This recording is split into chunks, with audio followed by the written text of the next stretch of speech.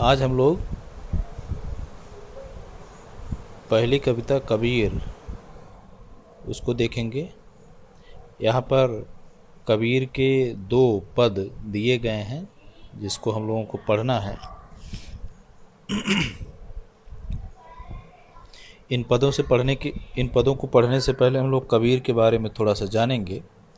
हालांकि इसके पहले कक्षा 9वीं में हम लोगों ने कबीर के कुछ दोहे और 2 पद वहाँ भी पढ़े हैं और कबीर के बारे में बहुत कुछ जानते हैं। फिर भी थोड़ी बहुत जानकारी और लेनी है। नंबर 1 जो सबसे पहली बात जाननी है वो है कि कबीर भक्तिकालीन कवि हैं।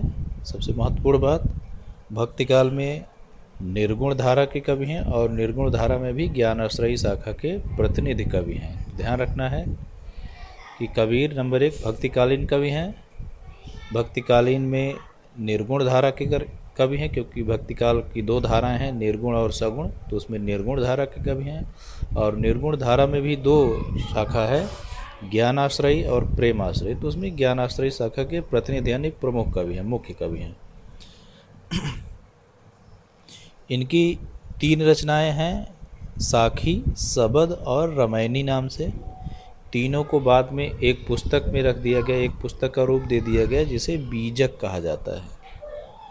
तो साखी, सबद, रामायणी मिलकर के बीजक बना है। वास्तव में जब उन्होंने लिखा था तब साखी अलग पुस्तक थी, सबद अलग पुस्तक था और रामायणी अलग पुस्तक था। हम लोगों को याद होगा कक्षा 8वीं में हम लोगों ने कबीर की साखियाँ नाम से इनके दोहे पढ़े हैं। तो साखी में इनके सब दोहे हैं, सबद में इनके सब पद हैं और रामायणी में भी पद हैं। इनको हजारी प्रसाद द्विवेदी ने वाणी का डिक्टेटर कहा है, यानी अपनी बात जैसा कहना चाहें उस तरीके से इन्होंने कहा है। डिक्टेटरशिप इनके अंदर थी कुछ लिखने के तहत। डिक्टेटरशिप से मतलब था कि कोई भी बात आसानी से ये कह लेते थे। एक और बात जो इनके बारे में कही जाती है, क्युदंती यानी प्रचलित है, यानी ऐसे बातें कही जाती हैं, सुनी सुनाई बातें पर चलता है, उसका कोई बहुत बड़ा आधार नहीं मिलता। कहा जाता है कि ये एक ब्राह्मण के यहाँ जन्म हुआ था, लेकिन इनका पालन पोषण जो हुआ था वो एक जुलाहा, जो मुसलमान वर्ग में आते हैं, जुलाहा के यहाँ इनका पालन पोषण हुआ था। तो ये इनका संबंध कुल मिला के हिंदुओं और मुसलमानों दोनों से है। अगली बात कि ये पढ़े लिखे नहीं थे। इन्होंने कहीं पर लिखा है, यहाँ पर देखिए, यहाँ भी लिखा गया कि मस कागज छुयो नहीं, कलम गही नहीं हाथ, यानी मैंने कागज़ को छुआ नहीं और कलम को कभी पकड़ा नहीं है। तो प्रश्न ये है कि इतना लिखा कहाँ से? तो दरअसल ये खुद नहीं लिखते थे, ये खुद बोलते थे। इनके जो शिष्य लोग थे वो लिख दिया करते थे। कबीर के बारे में एक और बात जो कही जाती है कि कबीर वास्तव में कवि बाद में थे, चिंतक यानी विचारक पहले थे। तो ये पहले चिंतक हैं, बाद में कवि हैं, यानी ये अपने विचार रखते थे कविता के रूप में, तो वो सब कविताएं बन गई। वास्तव में कविता करना इनका उद्देश्य नहीं था, बल्कि लोगों को समझाना, लोगों को वास्तविकता बताना इनका उद्देश्य था। तो कबीर को जैसा हमने बताया कि इनका संबंध हिंदुओं और मुसलमानों दोनों से था, शायद इसी का प्रभाव है कि आगे चल कर के इन्होंने अपनी रचनाओं में, अपनी वाणियों में हिंदुओं और मुसलमानों दोनों की कमियों को उजागर किया है। दोनों संप्रदायों के अंदर मौजूद कमियों की इन्होंने बुराई की है। एक और ये लिखते हैं कि हिंदुओं की कमियों को दिखाते हुए कि पाहन पूजे जो हर मिले तो मैं पूजूं पहाड़, यानी अगर पत्थर की पूजा करने से ईश्वर मिलता है तो मैं पूरे पहाड़ की पूजा कर देता हूँ, देखते हैं मुझे बड़ा ईश्वर मिलता है कि नहीं मिलता है। करें उससे तो ये चक्की भली है, यानी जिस पत्थर की पूजा लोग करते हैं हिंदू लोग, उससे तो ये चक्की भली है जिससे पीस करके कम से कम संसार लोगों को खाने पीने को मिलता है। ताकि ये चाकी भली पीस खाए संसार। वहीं मुसलमानों के लिए लिखते हैं उनकी कमियों को कि कांकर पाथर जोड़ के मस्जिद लई बनाए, कंकड़ पत्थर जोड़ करके मस्जिद बना लिया, और तामे मुल्ला बांग दे क्या बहरा हुआ खुदा। उसमें जो मुल्ला यानी मौलवी होता है वो बांग देता है यानी ज़ोर से अजान करता है, तो क्या खुदा यानी ईश्वर बहरा हो गया है जो उसको ज़ोर से बोलने की ज़रूरत पड़ रही है। यानी ये जितने भी कर्मकांड हैं हिंदू मुसलमानों के, सबका इन्होंने विरोध किया है अपनी रचनाओं में।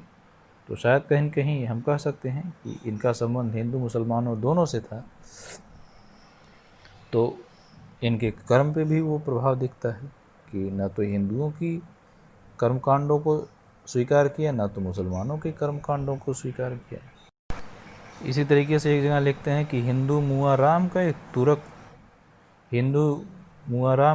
कहे रहीमाना, और आपस में दो लर मुए मरम न का हो जाना। हिंदू राम राम कहते मर जाता है, मुसलमान रहीम रहीम यानी खुदा खुदा कहते मर जाता है। वास्तव में मर्म वास्तविकता कोई नहीं जानता, और आपस में दोनों लड़ लड़ के मर जाते हैं। तो ये भी कहा, दोनों की बुराइयों को दिखाया। तो इस तरीके से तमाम जगह पर हम देखते हैं कि कबीर जितने भी कर्मकांड हैं, जितने भी दिखावा वाली चीज़ें हैं, जैसे तीर्थ यात्रा हुई, पत्थर की पूजा हुई, जप तप व्रत हुआ, ये सब कबीर नहीं मानते थे। उसी तरीके से मुसलमानों में जैसे अजान, ज़ोर से अजान देना, या उनका भी अनेक प्रकार का व्रत चलता है, वो सब नहीं मानते थे। वो एक सामान्य मनुष्यता की बात करते थे, जहाँ मनुष्य को सिर्फ मनुष्य समझा जाए, ना कि उन्हें जातियों और संप्रदायों के अंतर्गत स्वीकार किया जाए। तो आपसी प्रेम, आपसी सद्भाव, आपसी भाईचारा का समर्थन कबीर करते थे। मुख्य बात यह है। अब हम लोग इनके पदों पर आते हैं। सबसे पहला पद है, इसके बारे में देखिए यहाँ लिखा है कि इसमें परमात्मा को सृष्टि के कण कण में देखा गया है, यानी इस सृष्टि के हर एक रूप में परमात्मा यानी ईश्वर मौजूद है। ज्योति के रूप में स्वीकार किया है। उसकी व्याप्ति चराचर संसार में दिखाई है, चर अचर यानी संसार के प्रत्येक कण में दिखाई है, और विभिन्न उदाहरणों के माध्यम से उसे यहाँ प्रस्तुत किया है। तो ईश्वर की व्यापकता, ईश्वर की मौजूदगी और ईश्वर एक है ऐसा समझाने का प्रयास किया है। तुम लोग पद देखते हैं। पहला पद लिख रहे हैं, हम तो एक एक कर जाना, दोई कहें तिनही को दो जग जिन नाहिन पहचाना। एक पवन एक ही पानी, एक ज्योति समाना, अब एक खाक गढ़े सब भाड़े, एक कोहरा साना।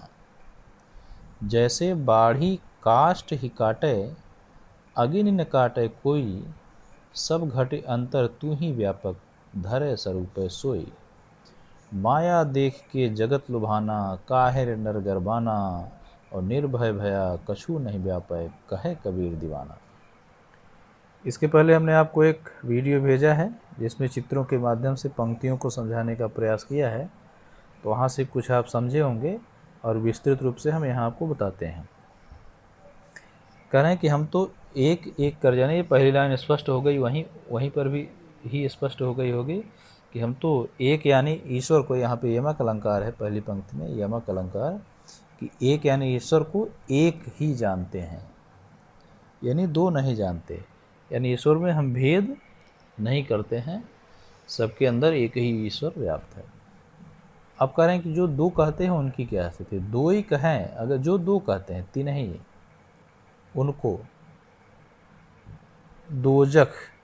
उनको दोजख यानी नरक मिलेगा। जिन नाहिन पहचाना, जो ईश्वर को नहीं पहचानते, यानी जो ईश्वर को नहीं पहचानते और उसे यानी ईश्वर को दो ही कहते हैं, दो कहते हैं, यानी विभिन्न रूपों में अलग अलग संप्रदाय के लोग अलग अलग रूप में कहते हैं, वो वास्तव में नरक के भागीदार होंगे। दोजख यानी नरक के भागीदार। अब ईश्वर एक है, इसके समर्थन में बातें कह रहे हैं कि एक ही पवन है, यानी हवा एक ही है, एक ही पानी है, पानी भी एक है। एक ही ज्योत यानी प्रकाश भी एक है, तो ईश्वर भी एक है। एक खाक गढ़े सब बहाने, एक कोहरा साना। कोहरा यानी कुम्हार जो मिट्टी के बर्तन बनाता है, वो क्या करता है, एक ही मिट्टी लेता है, उसको साना, साना यानी सानता यानी गूंथता है एक ही मिट्टी, और उसी मिट्टी से एक खाक यानी उसी खाक मतलब ही मिट्टी होता है, उसी एक मिट्टी से गढ़े सब भाड़े, सारे भाड़ यानी बर्तनों को गढ़ता है, बनाता है।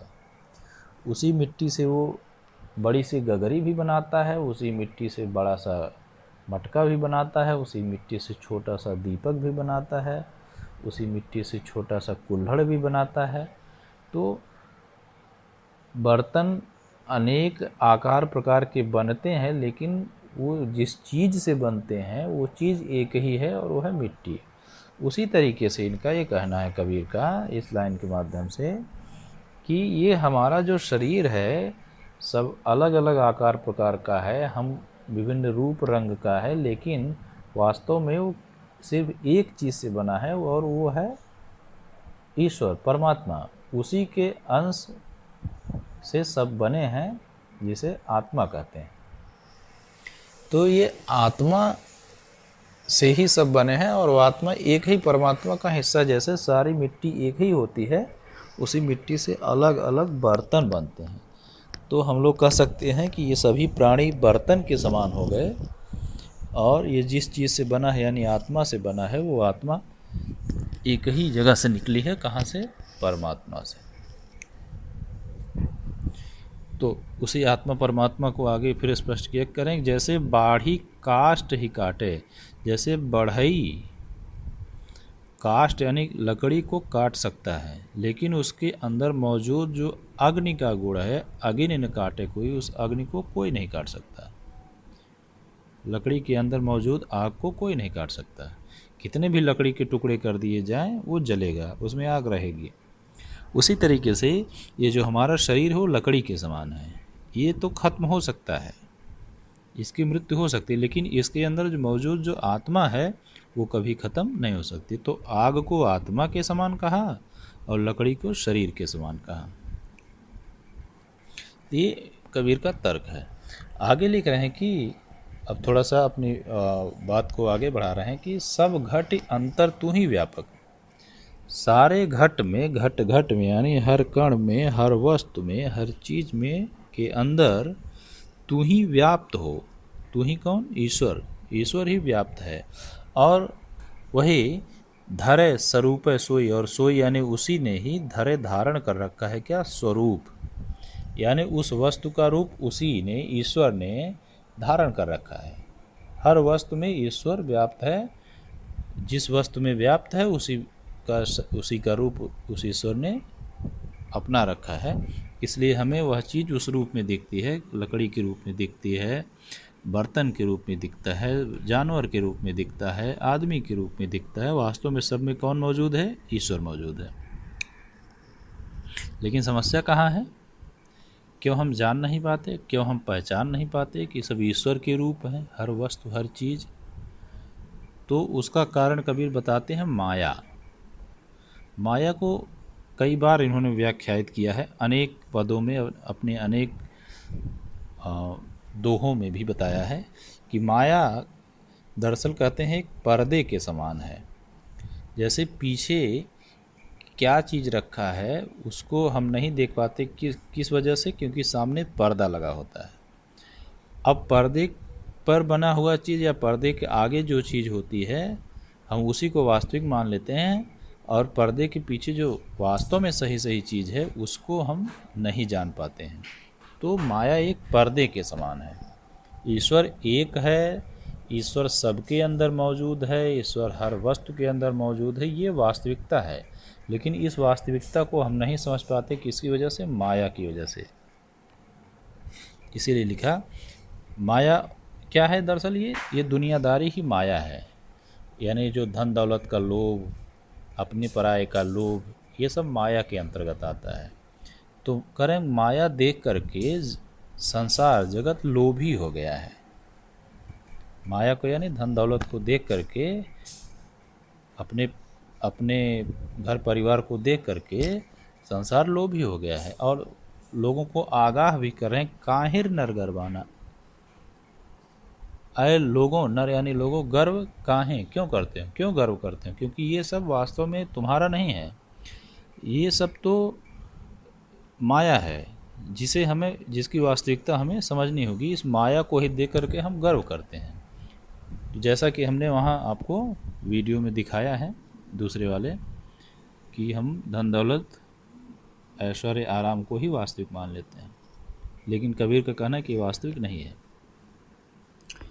इसलिए उपाय देते हैं कि निर्भय भया, निर्भीक रहिए, कछु नहीं व्यापे, कोई भी बुराई आपके अंदर व्याप्त नहीं होनी चाहिए। कहे कबीर दीवाना है, ये कहते हैं कौन, कबीर। कबीर अपने के लिए क्या करें, दीवाना। दीवाना कबीर ये कहता है कि आप निर्भीक रहिए, अपने अंदर कोई भी बुराई मत लाइए। किस कैसे, जब हम माया को समझ लेंगे, ये जान लेंगे कि ईश्वर एक है और सब चीज़ों में ईश्वर मौजूद है, माया की वजह से हम इसे अपना मान लेते हैं। तो यह अगर यह हमने समझ लिया तो हम निर्भीक रहेंगे और हमारे अंदर कोई भी बुराई व्याप्त नहीं होगी। ऐसा कौन कह रहा है, कबीर। कबीर अपने लिए क्या करें, दीवाना। कबीर दीवाना, किसके प्रति दीवानगी है कबीर के अंदर, ईश्वर के प्रति दीवानगी है, ईश्वर को पाने की चाहत की दीवानगी है। तो कबीर यहाँ अपने आप को दीवाना कहते हैं। बाकी दूसरा पद हम लोग बाद में देखते हैं।